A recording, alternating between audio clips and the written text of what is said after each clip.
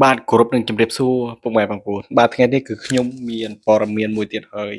តាក់ទងទៅនឹងបញ្ហាសង្គមបាទកំពុងតែកើតមាននៅប្រទេសវៀតណាមគឺមានចៅ2នាក់បានបាទគឺបានចូលទៅនឹងបាទគឺវៀតកំបាំងបងប្អូនបាទគឺធនាគារវៀតកំបាំងបាទដើម្បីប្លន់យកទ្រព្យសម្បត្តិគឺលុយមានរហូតទៅដល់1.បាទអឺកតបាទ1.8កតបាទគេហៅភាសាវៀតណាមថាមកចំតាមទីនឹងបងប្អូនបាទគឺហេតុដែលកើតឡើងនេះគឺនៅខណ្ឌហួភូបាទនៅខេត្តយ៉ាឡៃគឺភូមិភាគកណ្ដាលនៃប្រទេសវៀតណាមបាទបងប្អូនបាទគឺបុរសទាំងពីរនោះគឺបានកន្លែងសម្លៀកបំពាក់នឹងជិះម៉ូតូបាទជាសម្លៀកបំពាក់គឺ Grab បងប្អូន Grab អ្នកដឹកម្ហូបអាហារដឹកភ្ញៀវបាទហើយពាក់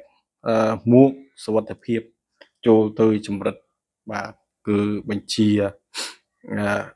អ្នកធ្វើការនៅក្នុងបាទនៅក្នុងធនាគារនោះដើម្បីយកលុយបាទបងប្អូនបាទបុរសទាំងពីរនាក់នោះគឺបានប្លន់យកទៅគឺ1.8កោតបាទកោតលានដងនោះបងប្អូនបាទឥឡូវប៉ូលីសវៀតណាមកំពុងតែបាទមមាញឹកដើម្បីស្វែងរកតាមចាប់នៅបុរសទាំងពីរនាក់នោះបាទឥឡូវមិនទាន់ចាប់បាននៅឡើយបងប្អូនបាទសូមបញ្ជាក់គឺការកាត់ឡើងនៃបាទហេតុការណ៍នេះគឺកើតឡើងនៅថ្ងៃទី19ខែមករាឆ្នាំ2026បាទនៅវេលាម៉ោង3កន្លះបងប្អូនបាទនៅថ្ងៃ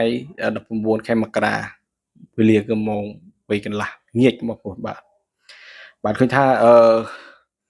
នេះគឺជាក្រុមចោរប្លន់ដែលបានបំបាំងមុខបាទស្វែងរកបាទមិនទាន់ឃើញនៅឡើយបងប្អូនបាទមានករណីជាច្រើនដែលលួចនៅធនាគារគឺបានបោះសម្អាតនឹងបានចាប់មកវិញបាទដើម្បីកាត់ទោសតាមផ្លូវច្បាប់ប៉ុន្តែដល់ឡែកតែបុរសពីរនាក់នេះគឺមិនទាន់ចាប់បានឡើយបងប្អូនដោយសារតែមានការត្រៀមទុកមុនឬមួយយ៉ាងណានោះយើងក៏មិនដឹងដែរប៉ុន្តែប៉ូលីសខាងវៀតណាមគឺចាប់មិនទាន់បានទេបងប្អូនបាទបងប្អូននេះគឺជារឿងរ៉ាវកំពុងតែបង្កភ្ញាក់ផ្អើលយ៉ាងខ្លាំងលើអ្នកលេងបណ្ដាញសង្គមផ្សេងក៏មានការតាមដានជាប់ជាប្រចាំបាទនៅហេតុការណ៍ដែលកំពុងកើតឡើងដែលប៉ូលីសកំពុងតែតាមចាប់គឺមិនទាន់បានចាប់នៅឡើយនៅបុរសទាំងពីរនាក់នោះបាទបើតាមប្រភពព័ត៌មានផ្សេងដែលបានចែករំលែកតាមបណ្ដាញសង្គមនេះបុរសទាំងពីរនាក់នេះគឺជិះម៉ូតូ Exciter បាទ Yamaha Exciter អឺពណ៌ពហុបាទបងប្អូនពណ៌ពហុបាទពណ៌ពហុហើយគឺបងប្អូនមានស្លាកលេខគឺ77 G1 31 13និង12បងប្អូនបាទគឺ77 G1 អឺ313 12បាទប៉ុន្តែស្លាកលេខនេះគឺស្លាកលេខបាទគឺស្លាកលេខបន្លំតែប៉ុណ្ណោះបាទនេះគឺជាការរៀបចំរបស់បុរសទាំងពីរនេះដែលជាក្រុមចុះប្រឡន់ដែលរៀបចំដើម្បីបង្វែរបាទបង្វែរស្ថានភាពបង្វែរផ្នែកប៉ូលីសតែប៉ុណ្ណោះគឺស្លាកលេខគឺស្លាកលេខคล้ายៗបាទមានមតិជាច្រើនបានបញ្ចេញមតិនៅលើបណ្ដាញសង្គម Facebook មានខ្លះថាបុរសទាំងពីរនាក់នេះជាអ្នករត់ឡានខ្លះទៅថាបានឆ្លងដែនទៅកម្ពុជាហើយខ្លះទៅនៅពួននៅកន្លែងណាមួយនៅខេត្តយ៉ាឡៃបាទប៉ុន្តែ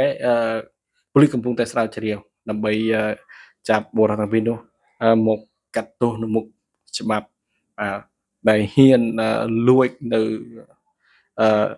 ប្រាក់បាទលួចនៅលុយធនាគារបាទធនាគារវៀតកំបាំងគឺជាធនាគារមួយធំបំផុតនៅប្រទេសវៀតណាម មានអ្នកដែលផ្ញើលុយច្រើនអីចឹងទៅបងប្អូនបាទគឺវាតកំបាំងបាទវាតកំបាំងគឺធនាគារវាតកំបាំងនេះគឺធំណាស់បងប្អូនបាទនៅវៀតណាមបាទប៉ុន្តែហេតុផលមួយនេះកាន់តែចាប់អារម្មណ៍ខ្លាំងថែមទៀតគឺបុរសទាំងពីរនេះមិនលួចនៅធនាគារនៅក្រុងហូជីមិញឬមួយនៅខេត្តនៅភូមិភាគខាងត្បូងបាទបាទភាពនៅខេត្តក្រុងកន្ធរឬមួយទឹកខ្មៅនិយាយទៅគឺមិនទៅលួចខាងនោះប៉ុន្តែទៅលួចអឺនៅខេត្តនៅកណ្ដាលបងប្អូនបាទនៅខេត្តបាទនៅភូមិភាគកណ្ដាលនៃប្រទេសវៀតណាមគឺខេត្តយ៉ាឡៃបាទពីព្រោះខេត្តយ៉ាឡៃនោះគឺភូមិភាគកណ្ដាលគឺមនុស្សតិចបាទគឺមនុស្សតិចបងប្អូនបាទការចរាចរណ៍គឺមានការធ្វើដំណើរតិចអញ្ចឹងបាទមនុស្សម្នាគឺគេរស់នៅខេត្តនោះគឺតិចអញ្ចឹងទៅបងប្អូនបាទងាយស្រួលក្នុងការអឺលួចយកលុយពីធនាគារបាទបំបែកស្ថានភាពនឹងការច្រកការពួនដើម្បីគេចពីច្បាប់ជាទៅបងប្អូនគឺមានការងាយស្រួលហេតុដូច្នេះហើយបុរសទាំងពីរនេះបានជ្រើសរើសបាទខេត្តយ៉ាឡៃ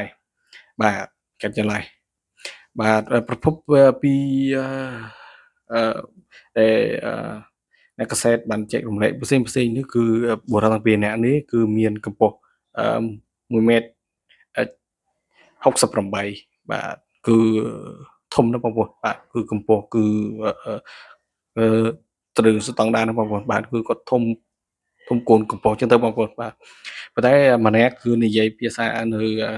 ខាងត្បូងម្នាក់ទីនិយាយភាសានៅកណ្ដាលបងប្អូនបាទមួយនៅខាងត្បូងនៃប្រទេសមួយនិយាយភាសានៅកណ្ដាលប្រទេសបាទបាទនៅវៀតណាមកណ្ដាលហ្នឹងបងប្អូនបាទគឺម្នាក់និយាយខាងភាសាខាងត្បូងបាទវៀតណាមហៅថាមៀងណាមបាទម្នាក់ទៀតគឺនិយាយភាសាពីកណ្ដាលគឺមៀងទុងបងប្អូនបាទបាទនេះគឺជា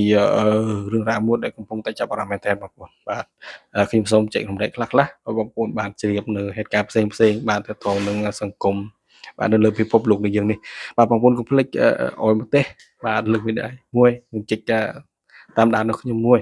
បាទនៅ channel ថ្មីរបស់ខ្ញុំបាទខ្ញុំនឹងព្យាយាមនឹងចែករំលែកនៅព័ត៌មានផ្សេងៗទាក់ទងទៅនឹងសង្គមបាទនឹងព័ត៌មាននៅពិភពលោកដែលកំពុងតែ